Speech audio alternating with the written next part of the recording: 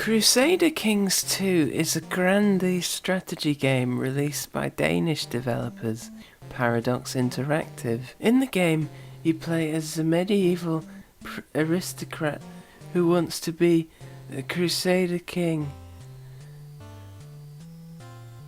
2. Unfortunately, I never got to play the original, as at the time of release I was staying at the Grimsby Young Offenders Institution, so I was very excited to see how the sequel turned out. The game is unique in that it deliberately eschews things like battles and war in favour of not fun things like diplomacy, trade, marriage, religion, feudal politics, inheritance laws. It's essentially a total war, but for smart people.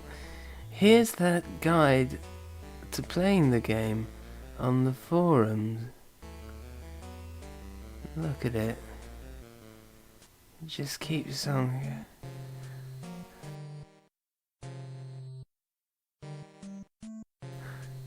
Oh god. A novel feature is that you can pay for DLC that should have been in the game from launch. £1 approximately $28 will buy you all the flags in the game, and another £59, approximately $28, you can get the Mongol faces. I thought you'd get to play as the Mongols, but no, you just get to look at the Mongol faces. Nordic people raped and stole from my ancestors, and it's nice to see Paradox are continuing this tradition with me. My favourite bit of the game is how all the Muslims in the game look like weird Jewish caricatures in blackface with pubic hair superglued to their faces.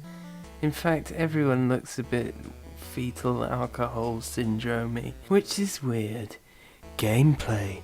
Everything is really finicky and bossy and complicated. Like, in most strategy games, if you want to get territory, you attack them and then you try and take their stuff. In this one, you need to ask permission from the Pope, like he's your big Christian mum, and you're a little kid, and you go, please, Popey, please, let me fight the French. And it's just, you can convert to heresy, but then everyone hates you, and you can't just convert straight away. You need to, like, you know, you can't be like Henry the 18th and just say, no, I don't want to be Catholic anymore. You need to wait for this event from your chaplain, and I think it's random, and I don't know. But otherwise you can only get one province at a time, but then you have to like wait years and years for your spy to generate a claim on it. And even then often the land sort of remains in control of the previous king.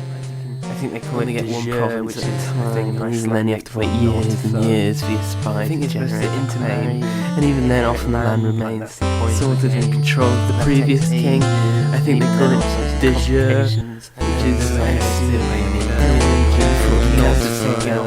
I think you're supposed to intermarry and only one small followed by a treaty, which I don't know what the fuck's going on, you know? I don't know.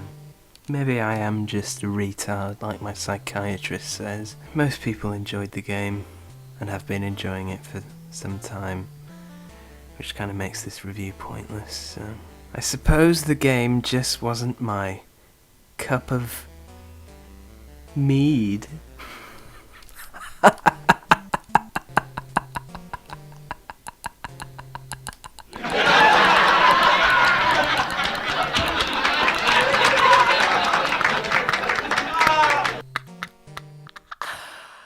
Zero out of 10.